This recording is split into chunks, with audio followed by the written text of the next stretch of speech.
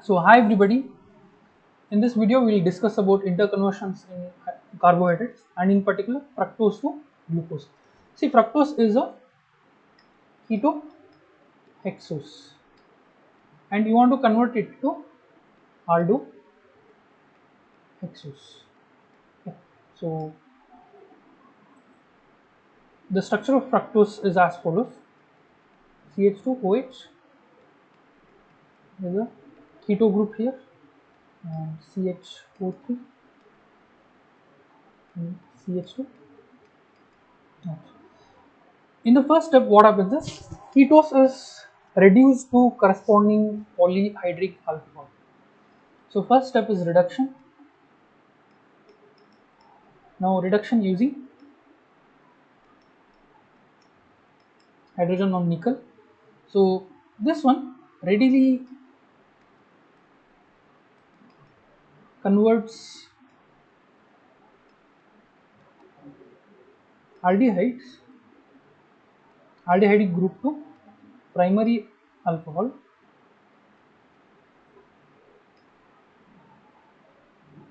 and keto group to secondary alcohol. So how it does is, first you have a keto group here. Okay, let me show you this particular example only. Okay, so there is a homolytic cleavage that takes place, and in addition to that you have two electrons from the metal. So what will happen is,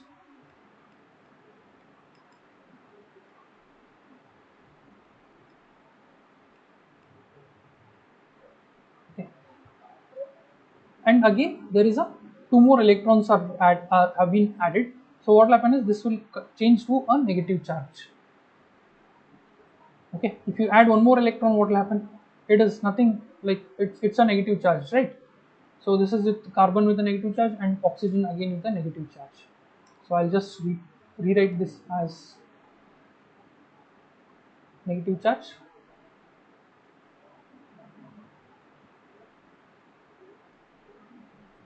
and now there is also hydrogens. So 2H plus, when you add, so what happens is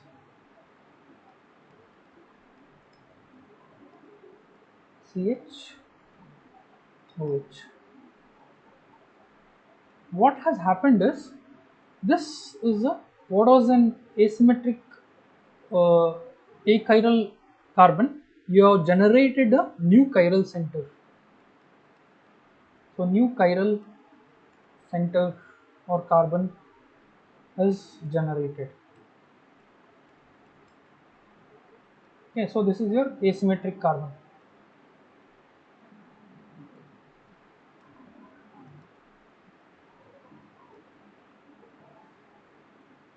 Okay, so let me rewrite the reaction.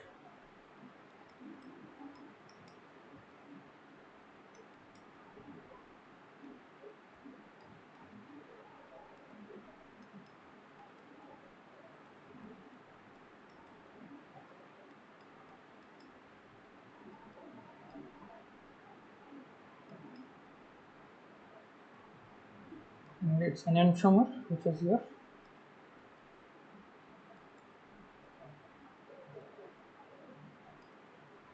Okay, so two polyhydroxy alcohols are formed on reduction of the ketose.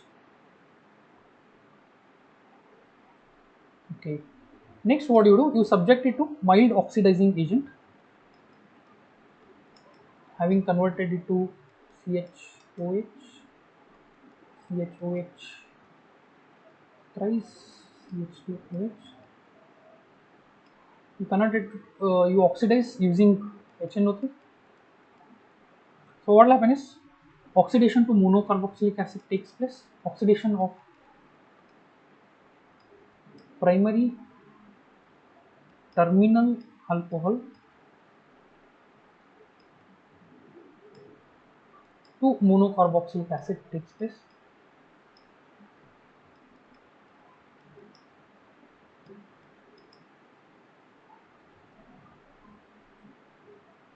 and only one of the terminal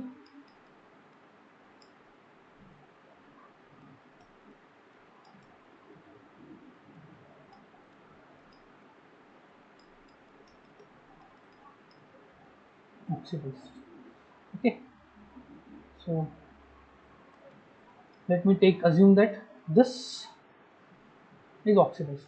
See, what can happen is this also can get oxidized, but only one of the two will happen. That is why four isomers are generated.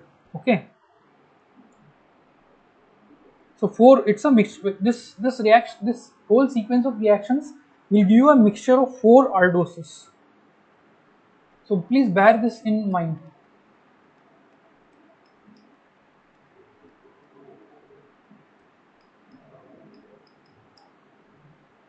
So in the next step, what happens?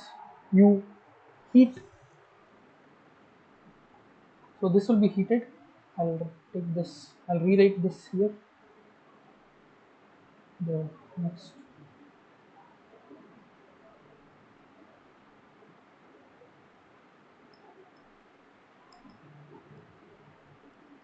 CHOH, H.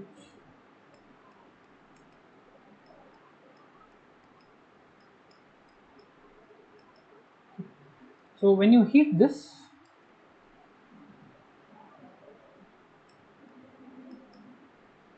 on warming, what happens? Acid is converted to lactone.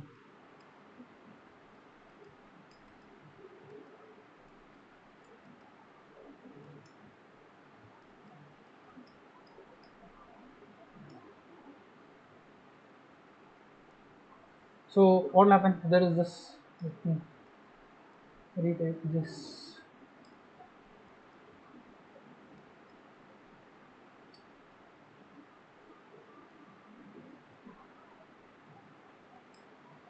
So this attack takes place. This carbon bond opens up, closes, and kicks out this hydroxyl group. So what happens is you end up with a lactone. So lactones are your cyclic ethers, esters. That's all. So what lactone? This is your gamma lactone because carboxyl carbon, alpha carbon, beta carbon, gamma carbon. So hydroxyl group attached to the gamma carbon has attacked.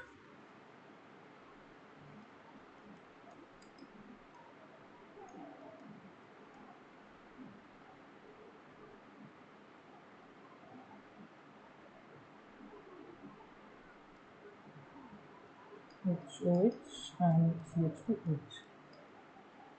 Now what happens is this will be reduced using reduction using sodium amalgam. Okay, so what happens? Electron and in presence of acid, sodium amalgam in faintly acid solution. Probably you can use acetic acid.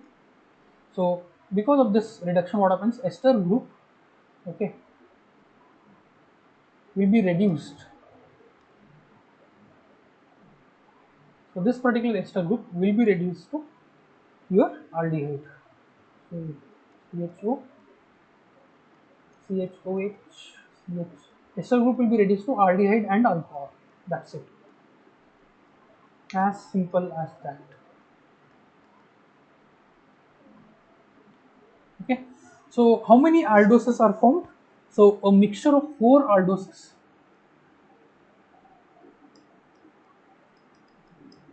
So in this particular reaction sequence,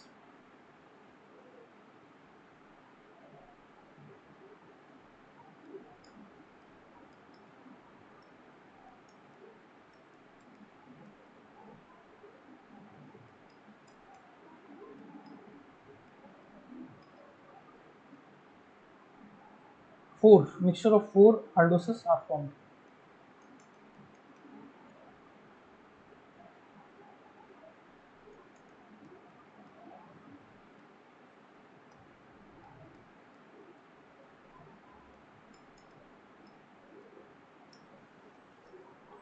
So the first two are formed when your keto group.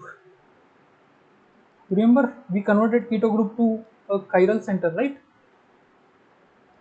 One this way plus another this isomer. So two are formed here.